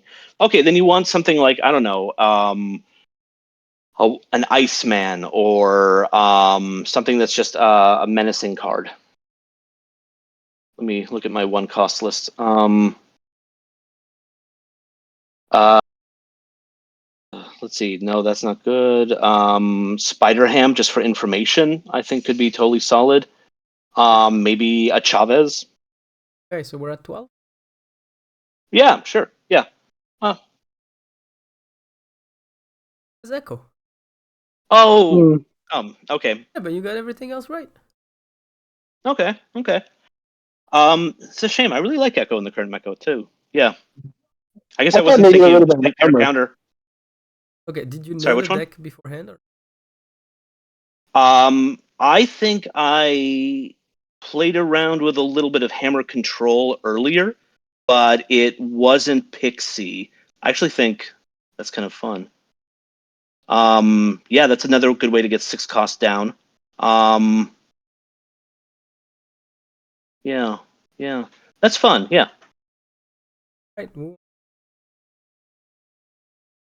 Jeez, it's a tough one, huh? Nah. I can try good cards. So, okay, so starting with the name.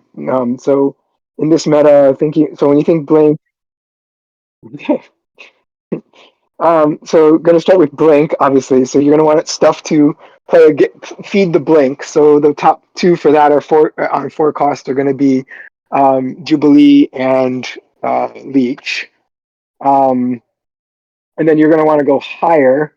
So you're going to have to pull some 6 costs. Every time someone says the number one 6 cost probably in the game right now is Red Hulk, and then everyone likes Doom as well. That's always the one we talk about going 6 costs. So that's 2, 3, 4, 5 cards right now. I'd probably throw Magneto in there as well for a high end 6 cost. So that's 6 cards, 3 6 costs. And then so now you're gonna have to go below. So we're probably looking at 3 2 and 1s right now. Looking at 3 costs, I think having to go looking at ongoing possibility. Oh, the other. Oh, that's a question. But anyways, possible. Anyways, we'll come back to that. So going 3 costs. Uh, the what is it? Red. The Russian. Red. Guardian? Red Guardian, I think, is in the top. Is in there. And then other ongoing versions of that. Let's see if you're playing. Maybe. Let's see. You're gonna play Doom, so maybe you feed the Doom with Patriot. And then something also, so that's 2 more cards, so that's 8. Something else to feed off the Patriot would be Squirrel Girl. So that's 9. Maybe Nico, 10. Possible feeding your cards just for generation, so maybe Hope. And then I guess more ongoing. Maybe you would use. I'm sorry. Ongoing 4. Maybe Miss Marvel. For because she's a good card, and then some ones. Possibly, I don't know right now if I put Shang in that list or not, but some other 1 and 2 drops, maybe a Nebula. And maybe, yeah, I think that's kind of. I guess there's a huge ton of lists depending on what you do, but I don't know if I got enough ongoing in there. But wasn't it? I'm sorry. My revived. I jumped. I realized that it was good cards ongoing, but yeah. So you're right. I don't know why I'm stuck in. That's wrong. So Yeah, I think so. That's like 10 cards. So Nebula would be in there, and then what other 3 costs might be in that deck? Or 2 costs? Well, I would put Quick in there because why not? And then what's another 2 or 3 costs? That's good.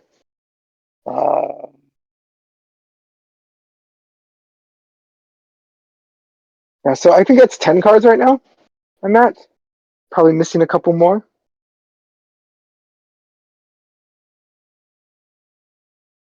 Hello? I think Dennis muted. I think Dan's muted or gone. Yeah. Hmm. Well, I don't know the list off the top of my head, but um, Do you remember well enough the? Oh, sorry. Go ahead. I was gonna say let's check the. yeah, I mean, I'm trying to think of is there a pattern I'm missing? But I thought I've covered. We've had what 2 or 3 6s, 2 5s, or There are 1 5 because I don't have anything to go blank. So maybe if another 5 might be Iron Man, and then 2 4s would be uh um Jubilee and Leech. And then 3s, I thought maybe a Patriot to go with the Doom, but it could be. Oh, I know. The 3/5 move. That's probably in there. Nocturne's probably in there for control, board control. Um, and yeah, maybe Storm, but I think Nocturne features that. And then yeah, I think I've run out, but I'm sure there's a couple. I'm sure I'm missing something. Oh, Jeff and wait, Widow. But okay, I got all the others except for They were pretty close. yeah. Oh, I missed Claw. I missed Claw. That's right. I forgot about Claw. Yeah, there. Claw's good now. Yeah. So I No, that's missed interesting. I Jeff. didn't I know they missed were running Claw. that. Yeah. Yeah, Yeah, I see, missed Jeff, Claw, White Widow. when we're doing this, basically the exact same that we do in a game, trying to find them. I feel like when you were starting to struggle, you were thinking because there's or the work or some etc. etc. That's the exact same, Right. except it feels like in a game because we're overwhelmed with all the other locations, our on deck, counting certain stuff. It's much more difficult. Why we need this is why we need to, Mm-hmm. which is the most information. All right, all the rest solve this problem. I'll see how much for a second problem. But right now, it Makes feels sense. like sometimes like, all right, I gotta solve 5 problems, and I get 20 seconds for it. I can do Yeah. this. And then at the end of the turn, you're like, I couldn't do this. Yep. I can just see looking at the good cards blink list part of why some decks are just inherently better at concealing information. Like if they drop Pixie and Mobius, I feel like I have a good sense of at least 1 or 2 decks they could be doing. If they drop Nebula, White Widow, Jeff, Yep, yeah, like it could be a lot of different decks right now. that's the strength. Right. Yep. That's a good Yep. comment, right? Yeah. That's why all the decks are there. Some decks, some decks are gonna be aggressive, right? Like there was a there was a deck that's built with 5s and no would just snap on turn. Would have built such a big lead by then that everyone. The deck was terrible. He would never win a game, but people turn 4 because he was. It's like Mm. one day for fun, I built a Hella deck without Ella, and I didn't have Ella. Then I just cards for consistency, and I realized it doesn't matter if I have Ella or not. It matters if they think I do. So everyone retreated Right. because I built a huge Ella because my deck was perfect. But the problem is to build the perfect Ella, I had to cut Ella. I tried a deck like that. We ran a Mimic deck once or twice. That was fun. But yeah, Yeah. the, I had That sounds like a lot of fun. I had a game today against somebody who was playing the good cards, and so I knew Quake. I saw Quake in the deck. I knew Quake was in the deck, and the location that came up was the Sinister, Sinister London, and I was like, okay, turn 6. This is what you do. You're gonna Quake here, and you're gonna win priority over me. And I was playing Loki, so I was like, okay, so to undo what they did, I need to play Quake here and then play this center, and then they didn't play the Quake. They didn't play the Quake run the way I would have, and I lost. And I was like, but this is how you were supposed to do it. This is what you do with Quake. I was so mad. I was like, all right, we it's we too quick. we said we would stop about 25 minutes ago, but that was a good way to finish the sessions. So let's. If anyone's watching this, feel free to do so. Everyone is welcome as long as you're a member. Snap Zone, if not, subscription is extremely cheap compared to private coaching sessions. Any coach you find on the based on the amount of sessions you're price. And if there are questions about it, feel free to reach out. Have a good one, YouTube. Bye bye.